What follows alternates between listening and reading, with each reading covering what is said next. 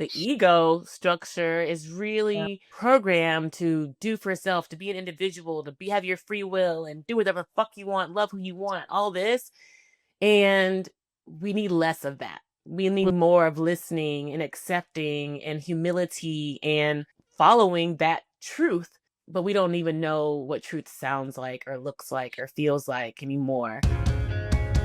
I'm Elysia Sky, and this is the Brilliance Method podcast. Through mindful, motivational, and often hilarious conversations with thought leaders, entrepreneurs, and executives, you'll discover new ways to create your life on purpose.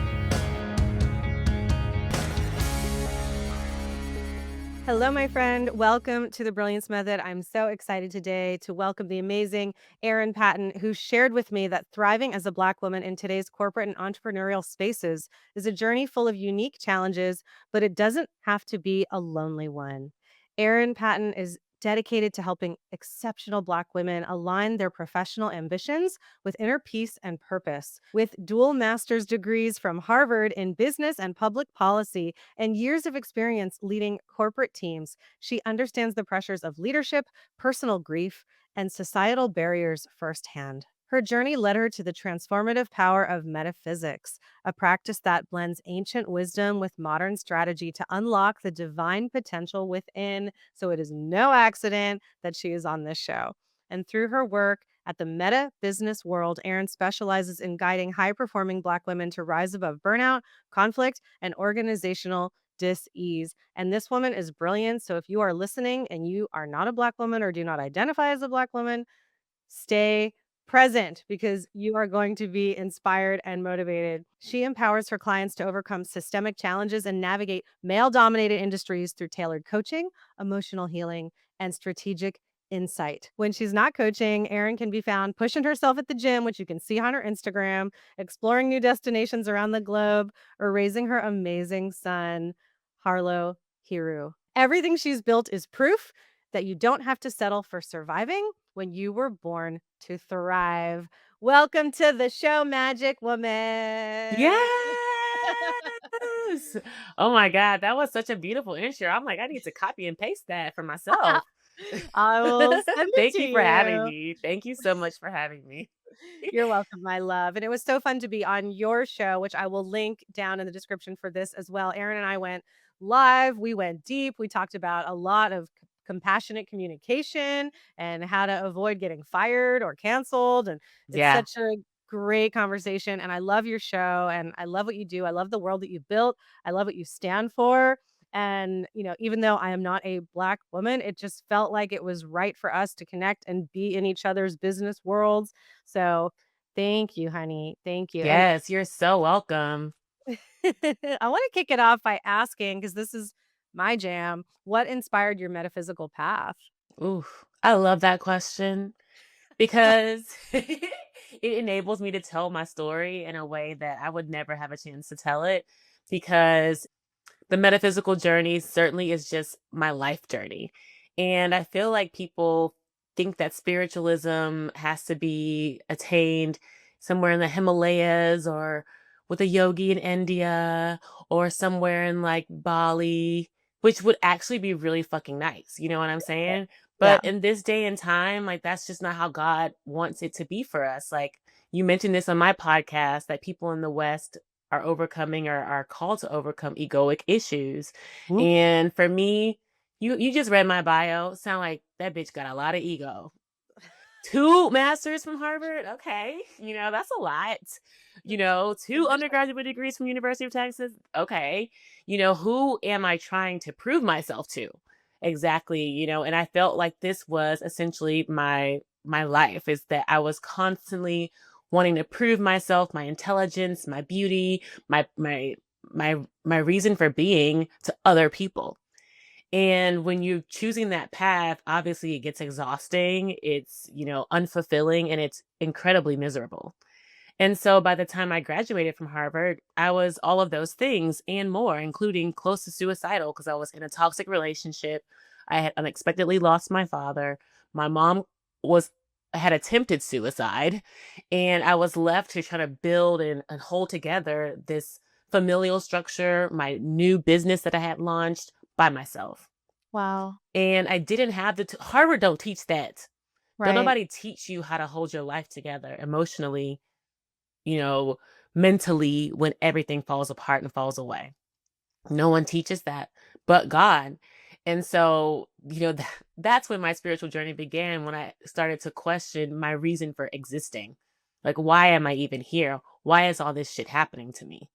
So it Mhm. came from to our conversation before, a victim mindset. Like, everything is happening to me and I want it to stop. It was Yeah. just very much that simple.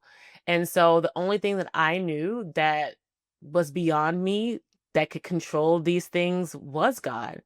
And so I very intentionally started to, pray, fast. I stopped drinking. I was sober for years. And I really went on a very austere, I would say a very austere path, because that was also what I grew up with. I grew up Catholic.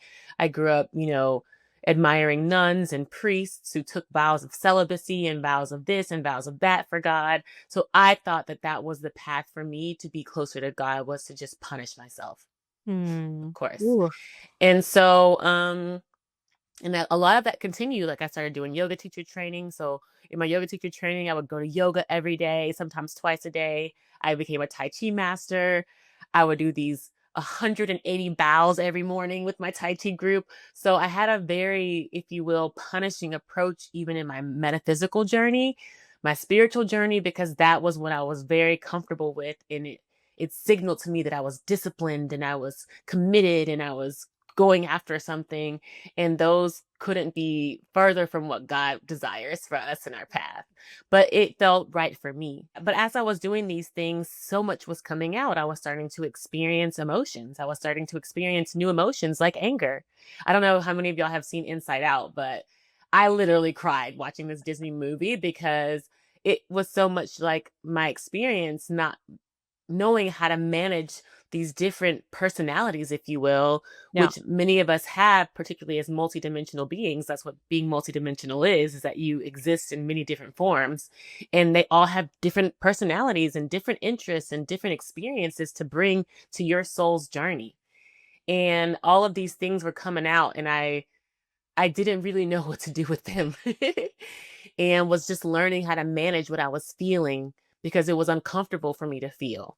Thank you. I love that. Thank you for your vulnerability and your transparency there. And so relatable. Most people, if they are kind and sensitive and intuitive and powerful, and they've worked hard or fought hard, including fighting for their own life or seeing their family fighting for their life to get what they need, they perhaps haven't expressed a lot of anger because they've just gone forward, trudged forward, even sometimes people pleased, especially when I hear stories of people being in bad relationships. Like, where is our self worth? And then we bury, bury, bury all of that, and it manifests somehow, some way. And then that emotional breakthrough happens, and you're like, what do I do with this? Like, who is this? Who is she? So we can turn within, we can turn to God, we could turn to drugs and alcohol. Like, we just turn and find ourselves. And I just hope everyone who is watching this right now can be inspired by your story, that you can get all the degrees and be gorgeous and fun and fabulous and smart and still have a moment. And That part. right. Have many moments. Have a moment. Continual. You give us permission, Erin. Oh, I love that. Now, you grew up Catholic, and, you and I are very spiritual and very similar in a lot of ways. But what is your idea of God? Like, how would you explain God if you were talking to your son? Oh my God. Perfect question, because this I do talk to him about God. And I just tell him that God Yeah. is our daddy and God is our mommy. How we're kind of taught in our academic ways is omnipotent and omnipresent and omniscient. And it's all of these things because God is all of these things. Mhm. And so for my son, it's really helpful for him to understand God as like mommy and daddy, because in a child's world, that's our parents are everything, and Yeah. they really determine and imprint on us how we should be in this world.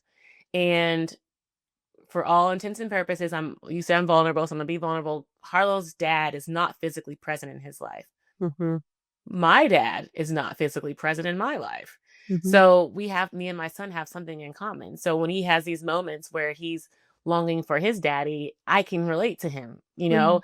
and I say, God is my daddy. God is our daddy. So that which we desire and feel like we lack from the physical presence of our father, we gain from our real motherfucking daddy.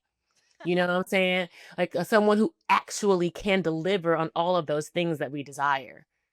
And same from a mother's perspective, and I teach him that too. Like when mommy's not here, you call on God for your needs, for that nurturing, for that love, for that care, for that softness, for that gentleness, because God is all things. And that's why it's so inconceivable for us, because especially today, we're so locked into these gender roles and norms and boxes that it's hard for us to conceive that a being can be both masculine and feminine, can hold space for all of these different things for us. Yet this is what God does. God is both creator and initiator and igniter, and so that's creator woman, feminine, igniter masculine. And it's really hard for us to conceive, like, how can a single being be all these things? Well, we're not supposed to really be able to conceive God. Yet one thing we can do is receive God.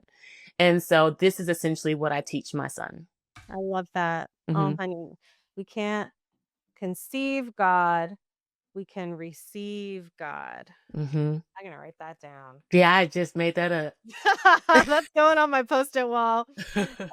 As you were talking, I'm gonna shuffle cards. I wanna pull a card for you today, and Yes, all I love right. cards. And I feel like everyone who's listening right now, this will be for you too. And as I shuffle and we just continue setting this intention to receive this energy of divine presence, whatever you interpret God to be for you, I study A Course in Miracles. It's not a religion, it's a philosophy, and it's It based on forgiveness. And whenever people are having their moments and feeling frustrated, angry, sad, depressed, anxious, and we really, you know, kind of root it down, root it down, root it down. What's this really about? What's this really about? We talk it out maybe in a one-on-one session. Well, what's this about? Why does that matter? What's this about? Why does that matter? When you root it down, root it down. We just want to love and be loved. All Yeah. right. Yes. That's the answer to all of it. And so Yeah. why do we I feel the reason we don't always remember how loved we are is because we think we're separated from our father, That part. right? So I jokingly tell my clients, like, we've just got daddy issues. Like I say it Yeah. all the time, right? And like, Yeah. we think we're separate from God when truly we are at home in God. We are a part of God. We're not separate from this energy at all. Yeah. One of my favorite stories I've told on this podcast is I was in Israel. This is the card that popped out, so I'll read it in a second. I was in Israel, and this rabbi was sharing that this little girl said to him, "Hey, you say God is everywhere, but I can't see God." And he said, "Okay, I get the confusion, I get the concern. So tell me, what is God? What have I taught you? What is God?" And she said, "Well, God is love." And he said, "Okay, and God is everywhere, right?" "Yeah." "Well, then where are you right now?" And she paused. She thought. She got really excited and she went, "I'm in love. I'm in love." And then it was like a dance, right? Oh, Uh, that's beautiful. we are in love, Erin. I agree. And when we forget who we are, that's where the trouble lies. Okay, so the card that I pulled, this is Unbound. I love it. There she is. Releasing soul patterns, releasing soul contracts, and past lives. Girl, you don't know how on point this is. I gotta just talk right now. Okay, go, go, go. So I just filmed my podcast this past week. We had ours last week. And this week's podcast, I kid you not, was called Soul Ties and How to Call in Your True Love. And I did a cord cutting meditation on my podcast to release past life trauma, soul tie connections that do no longer serve us. Okay. Like, I'm not hating on our past lives and our past lovers and our karmic issues, they served a purpose, but Yeah. our soul is like, I'm good now. Like, I don't need to keep reincarnating to do the same shit. Yeah. I actually can evolve and grow and explore uncharted territories, places that no one in my soul has never seen before. I'm ready for that. Been ready for that. And so that's perfect. There it is. So this is a confirmation that the work that you did is in effect, okay? Past, present, and future, right? See these 3 beautiful women Yes. floating into that moon, into that energy. You are Yes. you are done, honey. All is forgiven and released. And there was a new moon in Pisces yesterday. Did we not just say that? That's right, that's right. And the day that we're filming this, it is February 28th, and there are 7 planets in alignment today, and Yeah. that's intense, that's intense. So if anybody was, like, looking at the end of February going, "What just happened?" It's like every single planet is lined up, so there's no point in me going through all of it, but because this Thank will you, have aired God. after. But yeah, I mean, yeah, so and then for everyone who's watching, this card was for you too, right? So whatever it is that you are intending to let go of, to be done with, to finally forgive and move past. One of my greatest teachers, Gay Hendricks, talks about at the end of The Big Leap, it's like the second or last chapter. He says, "When you've truly forgiven someone in a relationship, you don't get to hash it up again later." The way for relationships to work and to thrive and to go through the trauma and drama that they go through to be stronger is you both of you have to take 100% responsibility for where you're at. Now you're like, "Wait a minute, that's too much math." But no, it's not. If Erin, you and I get in a fight and I'm like, "You know what, my love, I take 100% responsibility for the situation. Like, I don't care what you did. It's not about that. It was on me. It's on me. I'm gonna own it, and I'm gonna own the resentment, and I'm gonna let it go, and I love you, and I'm gonna forgive you, and we're gonna move past it, and I'm never gonna bring it up again."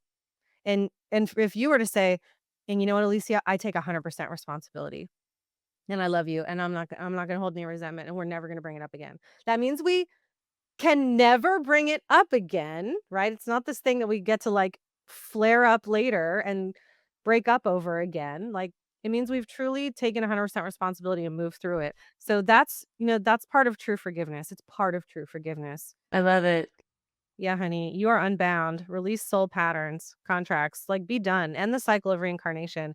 End these karmic past lives that are present in this life now, so you don't have to keep bringing that karma forward into another life.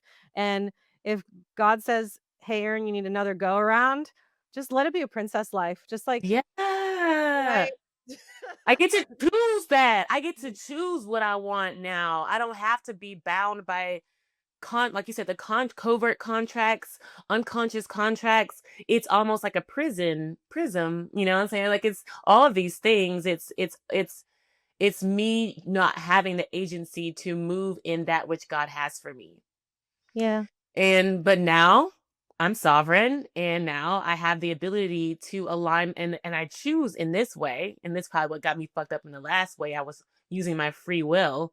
Okay, Mhm. great. Thank you for the free will, God. But I only want your will. Your will and your will alone for me, God, because my will get me fucked up every time. And Mhm. that's what we talked about last time. And I feel like this is something as Americans, the ego structure is Yeah. really programmed to do for self, to be an individual, to be have your free will and do whatever fuck you want, love who you want, all this. And we need less of that. We need Mm. more of listening and accepting and humility and listen, just following that truth. And but we don't even know what truth sounds like or looks like or feels like anymore. So Uh-huh. that's a whole other conversation. Uh-huh.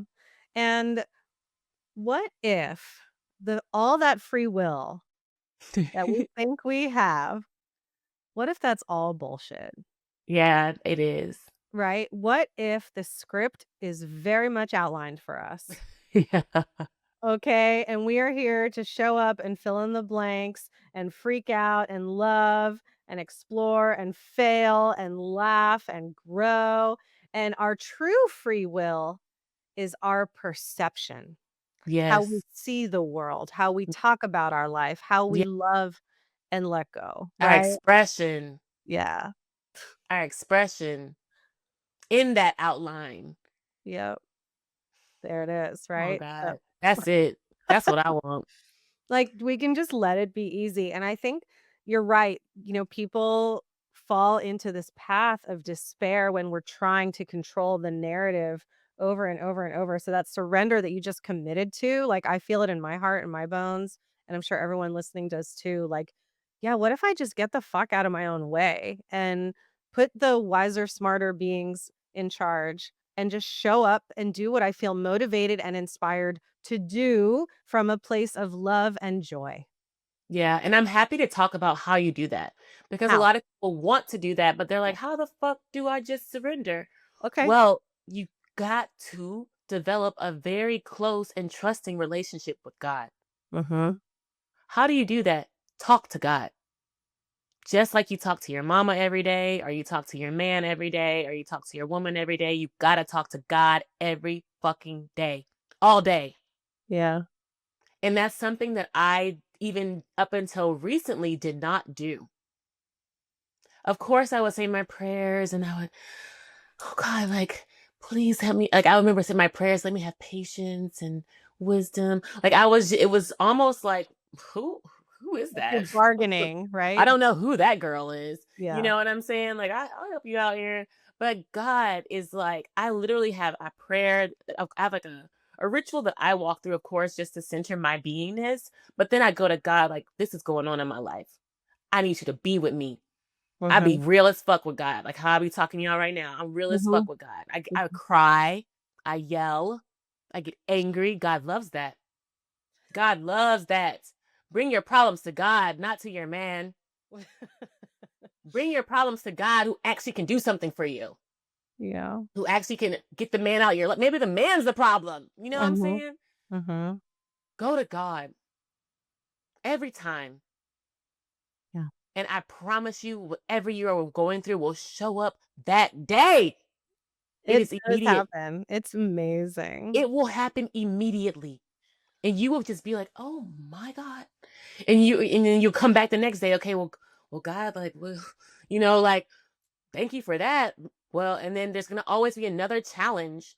And in those conversations with God, like I mentioned before, ask God to align your will to his will, or to God's will. I don't like to necessarily ascribe, the his, her, Okay. but align your will to God's will.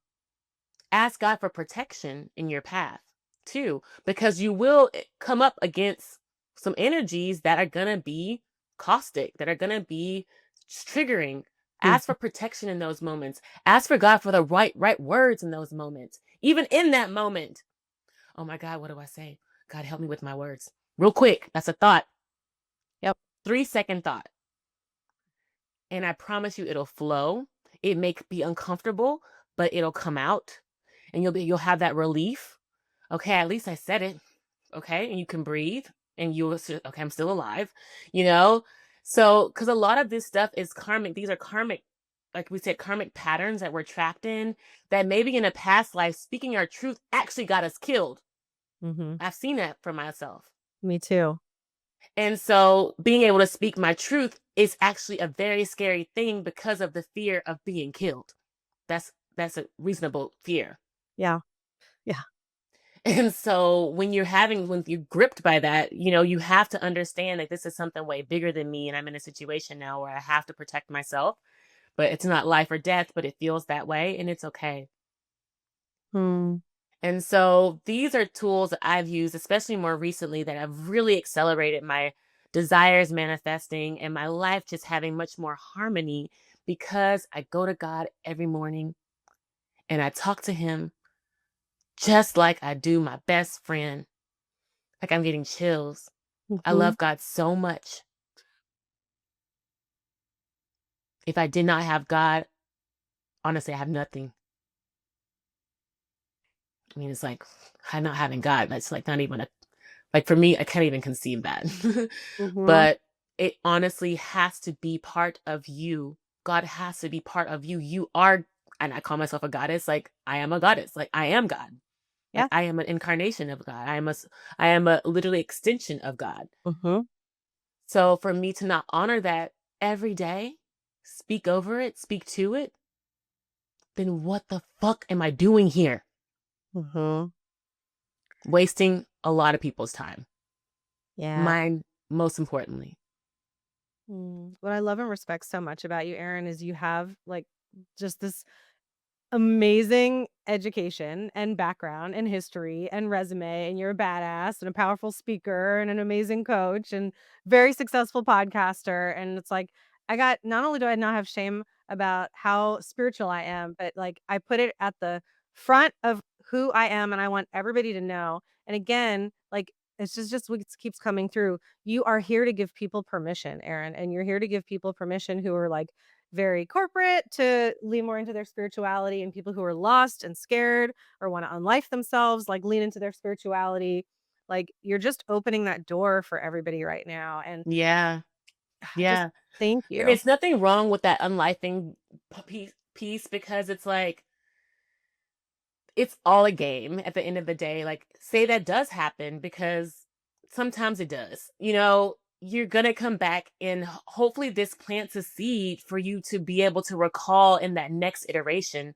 Because, like we said, we were trapped in this incarnation cycle. So, likely, if the life's not right now, sometimes we do need to hit reset. I'm not saying that's what you need to do, but Yeah, of course. that's sometimes the situation for people. I have friends that did it and it Yeah. fucked me up, but at the same time, it's just like, hey, I know my homegirl, she needed a restart. Uh, You know what I'm whew, saying? So yeah. I really had to come to understand the nuances of life and depth and flow. And especially with my daddy, like that fucked me up real bad. Like I'm just barely getting over it with his demise. He passed away a few years ago, several years ago now. And it was just like his life was trash. Like he needed to get up out of that body. You know Yeah. what I'm saying? And Mhm. so yeah.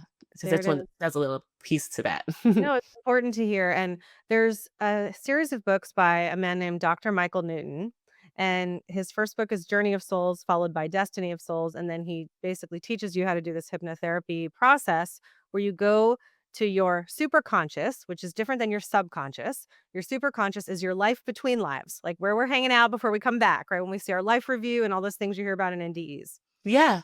And in Journey of Souls, what's really cool about these book series is he was a hypnotherapist. He mostly did past life regressions, and then someone continued talking after, like, it was their death, and he was like, "Wait, what's going on? There's more?" And they're talking about what happened next, and then he just continued asking them questions, and then he tested that with hundreds of other people, and like, almost everybody told the same story about what happens after you die. So he's like, I gotta put this in a book, and now I'm gonna teach people how to do this." And there's a whole section about suicide, and when people do that, their soul is in such shock that, when you get to that super conscious and you're taking time to recalibrate to come back, you almost go into this spiritual isolation. Like, I imagine us being like our soul being wrapping ourselves like a little fetus, right? And just being in an energy of just the warmest glow, love, and you might take a lot longer than you normally take to reincarnate again because it was just so hard and so shocking, and of course not encouraged. And it usually means, and the people that have come out of the souls that have come out of that, and then they're talking in this super conscious state, that when they're prepared to go back, they're of course going to experience the same lessons or harder because now they're being challenged to do it again, and I can't say that I've ever been close to suicide the way that you shared, but even when I've entertained the thought, I've always told myself it's just going to be harder next time, right? I believe that. I believe it's just going to be fucking worse next time. And I'm not the girl that's going to deal with it later. Like, take all the wisdom teeth out at once. Like, let's just rip the band-aid off. Let's, like you said, like, let's let this be the last one. Like, let's just do it. I don't know. What are your thoughts on all that? I agree. And it's so interesting because I literally just thought about this. Literally this what you just shared, and I know it to be true because why did I think about this recently? And And I thought about it too in terms of a pictorial sense. I don't know if y'all seen Black Panther, but in Black Panther, when he went into the ancestral land, in my view, the ancestral land is that place where those souls are waiting and recovering before they return in another body. Do you remember that part in Black Panther? Mhm, mhm. Yeah. Yeah, So you very remember how his spiritual. daddy died? Mhm. That was a shock, bombed out like that. So of course he wouldn't have ascended from that state. He would be in a place where he needed to learn some fucking lessons. Also, what he did in his life, isolating his brother and his nephew, et cetera, et cetera. Right, there's forgiveness to Yeah, so a lot of times we're thinking that our ancestors, and this is a piece too, particularly for people of color, indigenous populations, that I hope y'all can receive, yeah. is that we really put a lot of emphasis on these ancestors and ancestor worship and following, when our ancestors in many ways were not as advanced as even we are today. So they actually cannot add value for your path right now because of a lot of the trauma and things that they were going through on their soul journeys. So it's beautiful to acknowledge their existence, but they cannot help you right now. Yeah. Actually, it may do a disservice to you right now. I know that's controversial. I never really said that before, and I don't know how I'm going to begin to talk about this when I do start to bring this to Black communities, but the indigenous communities, but that time is up for the ancestral worship and honoring and all the ceremonies and things that align to that, because we are moving into a golden age, and our ancestors, I mean, we haven't seen what we're going where we're going in, I mean, I want to say like 24,000 years. Like we can't even conceive like how long it's been so long, like that the planet has been in this cycle of essentially like the lowest rungs of existence possible. Yeah. And Yeah, so we're coming out of that, yeah. and we should be hopeful and grateful that we're on the tail end of it. Like everyone thinks that we're in this doom and gloom place, but it's like we've gone to the depths already, and so like we need to move forward. And to continue on that, what you were sharing about this space, I actually even was told that when my father passed away, like he was in shock, because he went into a cardiac arrest because he was supposed to have surgery, and they were just testing his heart for the heart strength for the surgery, but he ended up dying because whatever they did, Oh my fucked him up. gosh. And Wow. so he also was in like that shock state and was there for like some years, like up until I believe like last year or something. We kind of did like a connection and a release for him to understand that he didn't need to kind of like hang around to like help me out, because actually him hanging around and helping me out was holding me down, holding me back. Mm, He needed to move on.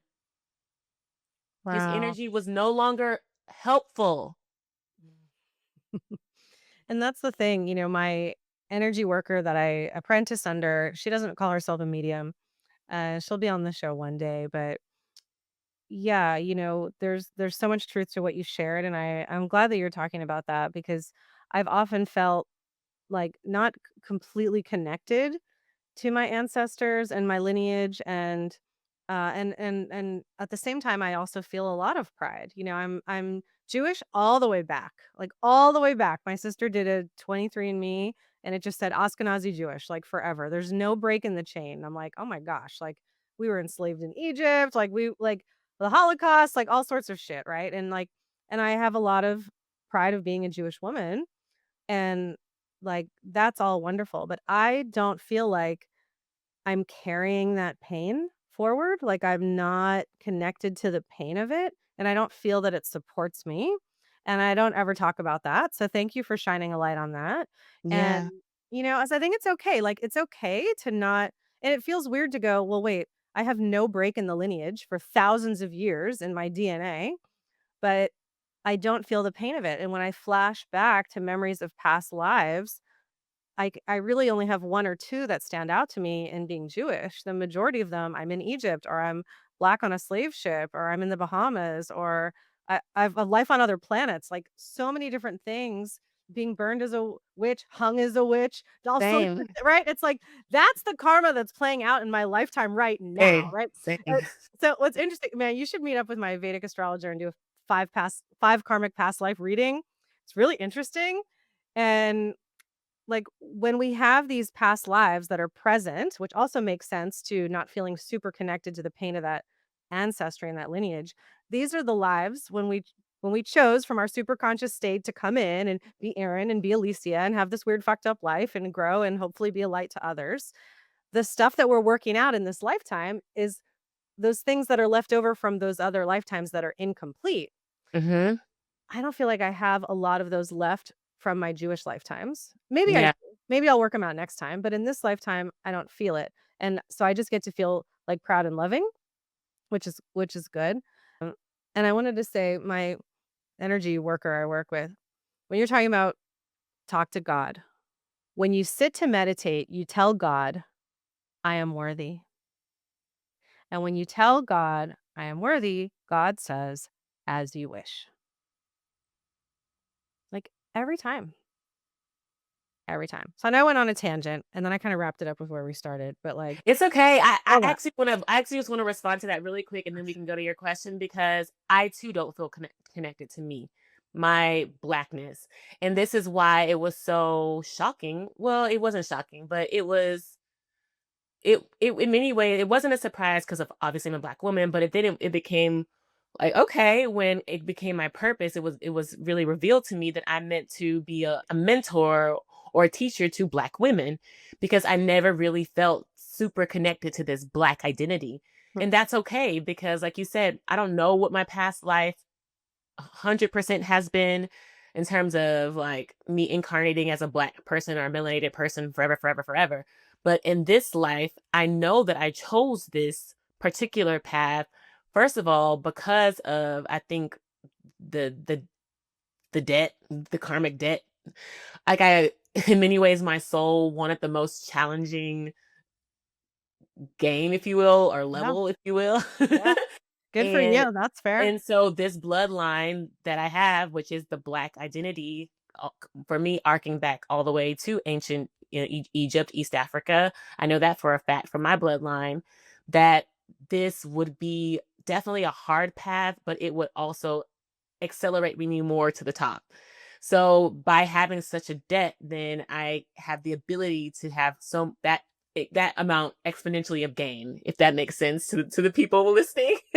I'm trying to articulate it in It plain words. does, it does. And so in many ways I kind of see that for you too. Like it may not have been your soul's identity, if you will, but it was a soul choice because of the depth of challenge in that bloodline that Mhm. needs to be cleaned up.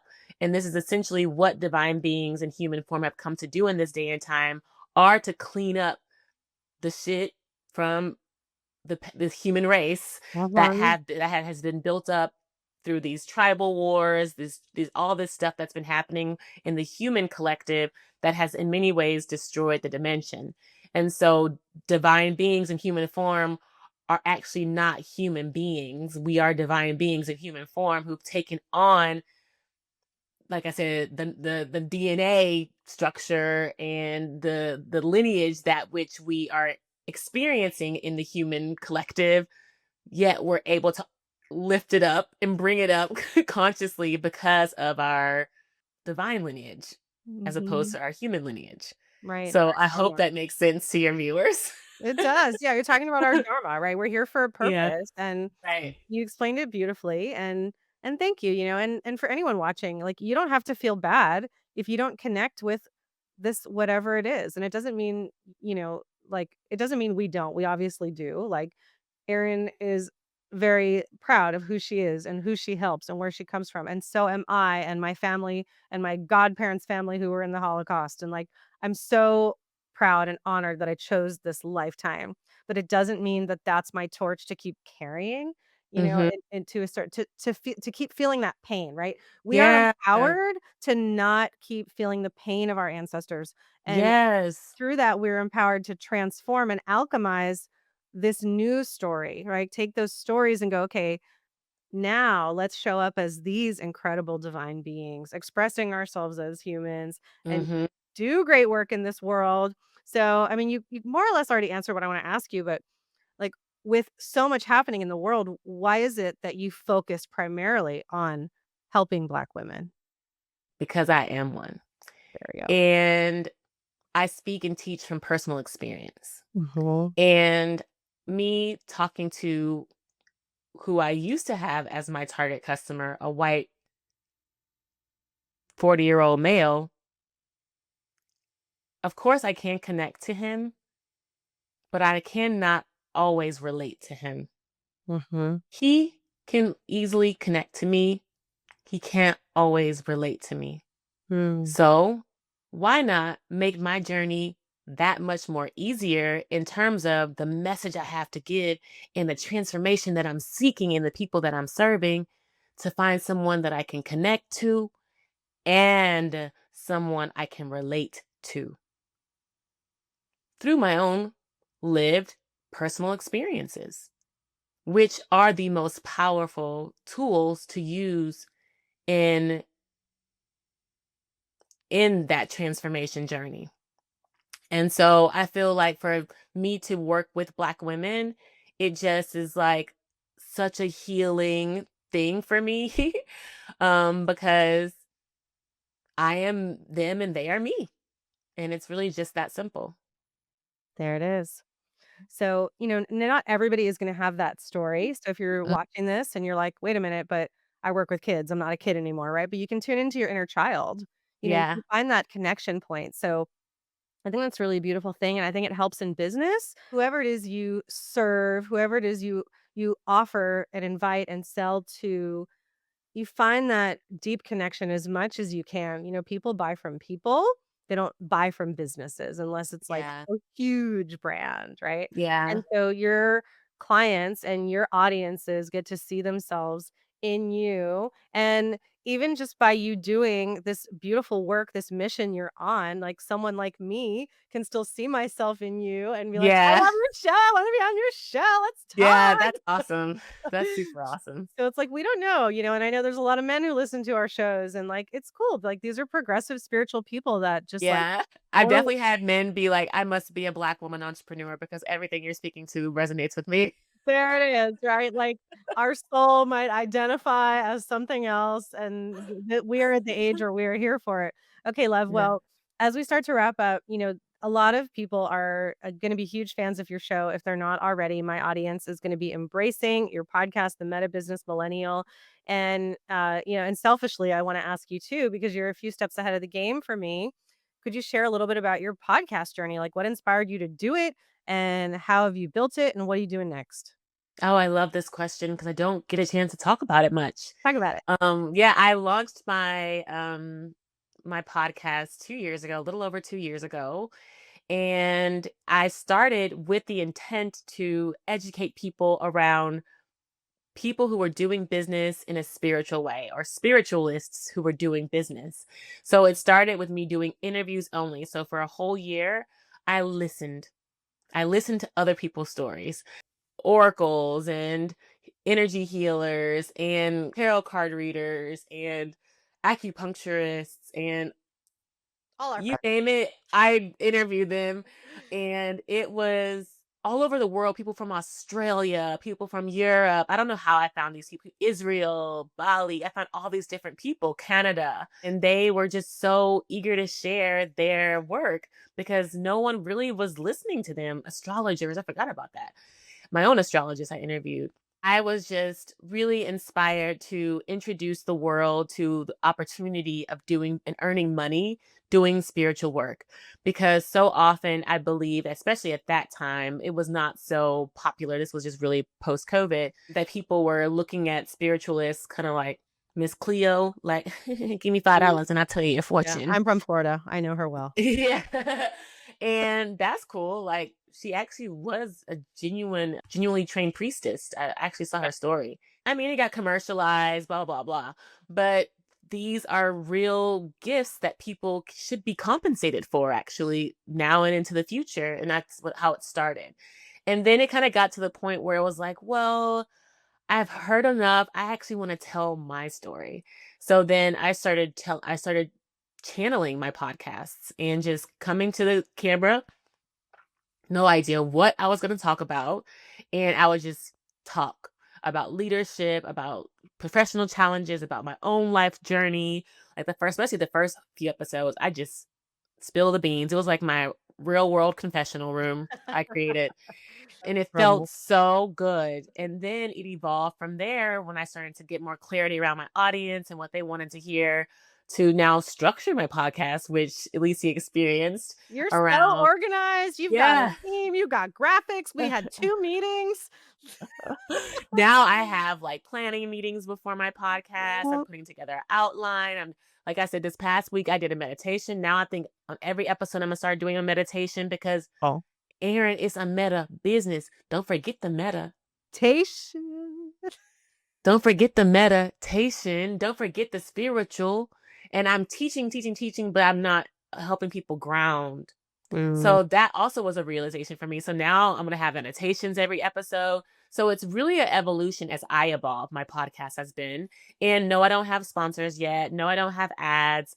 No, I have not quite yet monetized it. However, my podcast has been incredibly valuable in providing content for my brand. So I Mhm. use my clips for my social media. I use my content on my podcast to inform articles, to inform, ways I speak or my speaking topics. And so my content from my podcast has really enabled me to start to refine my brand, refine my voice, sharpen my speaking skills, and really deliver in a way that I hope to be able to deliver seamlessly until, my time is up here. And I love to talk. Perfect. So it's like that to me has been the podcast journey, and I highly recommend it for anyone who's trying to build a personal brand. It is absolutely necessary because people, like you said at the start, want to hear from you. They want to learn from you. They want to connect to you. They want to grow with you. And being able to see you regularly and see your evolution and your consistency and your commitment and your intelligence and your contribution generously to their education and their growth and their inspiration. Come on now. That's gold. That's gold. And again, you are Erin Patten, the permission granter. You just gave everybody permission. I swear I don't do this on my show, like to most people. You just gave everybody permission to start a podcast, even if Yes. they think it's too late or there's already so many shows or what do they have to say? Like, what a great part of your brand. Yes. Your community needs to hear from you. I literally got 3 people in my fucking lives. I'm not kidding you. Wow. Not. Yeah, But mark my words, I will have millions, hundreds of millions people following me. you will. It was But fun. you think, but it's hard.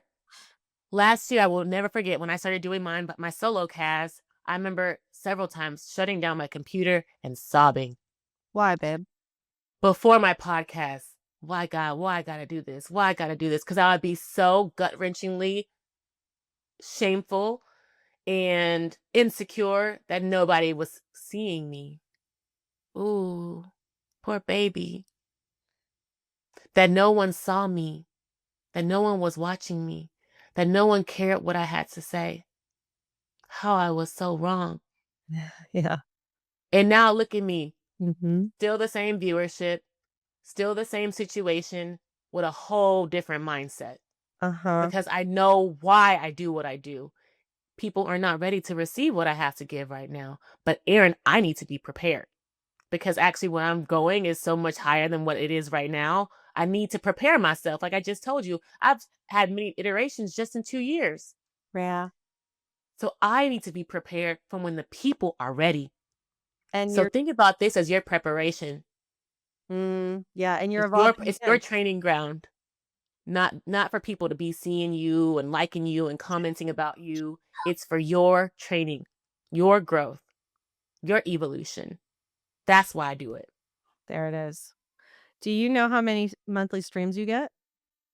No. Can I tell you? Yeah, I see it. No. I stopped paying attention to the numbers. I mean, I've had like thousands of views here and there, but like Oh, in my lives, I'm talking about like in my lives. okay. Well, I don't know if I could look up your lives, but hold the phones here because I remember looking this up when I reached out to you because I was like, what am I getting myself into? You've got over 11,000 people per month. 11,000 people per month, Erin. On what platform? Okay. Between Apple and Spotify. You do. People are paying attention to you. I don't People even are believe watching it. you. I don't even believe it. Don't give me this. 3 people are listening. 11,000. 11,200 people on average every month between Apple and Spotify, and that's not counting YouTube and Instagram and Yeah, anywhere and I'm else. just looking at YouTube and Instagram and who's checking in my lives. Okay, well, 11,000 people a month actively listen to you every single week.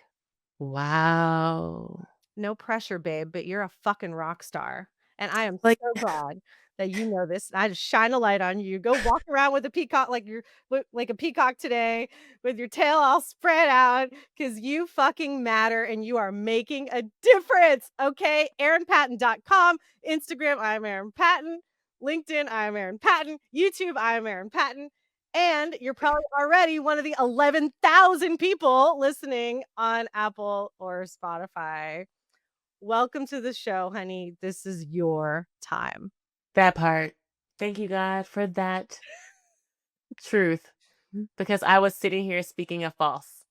And that's why I was crying, because even talked about this false evidence appearing real. I was seeing 2 people in my life and thinking only 2 people were listening to me. And my good friend Elysia just told me, nah, bitch, you got 11,200 people listening to you. 100%. And And I okay, shouldn't say nah, bitch, but nah, goddess. No, no. But yeah, I mean, so I be getting too comfortable sometimes, but like, y'all, I'm good on talking sometimes, I love but you. but get it Right? together. Get it together. Here we are. Here we are shining a light on each other. And one day I'm going to have 11,000 and you're going to be at like 50,000. And I'm going to be like, Erin, nobody's watching me. And you're gonna be like, it's fine. Keep going. I'm like, okay. Wow. That's Okay. amazing. All right. I'll send you a screenshot. Thank you. You're welcome, babe. Okay, so go to her website, check out the Meta Business Millennial podcast. Watch it on YouTube or Instagram, please. And also, Erin, to get in touch with you, if people want to work with you, I know you offer one-on-one coaching at least Yes. at the time where we're recording this, and event hosting and speaking. They do that Mhm. through your website. Yes. And also launching my Soulful Accelerator program, which is a 7-week program for Black women entrepreneurs to really grow and accelerate their businesses by tending to those emotional, those spiritual, those very deep rooted wounds that block us from getting to our highest potential. And that'll be launching in the next month. Amazing. Okay, great. So everybody follow, pay attention, and I'll get this out ASAP so we could send people your way. Awesome. All right, my love. This was so fun. Thank you for being here. Thank you for having me. I love you. I love you too.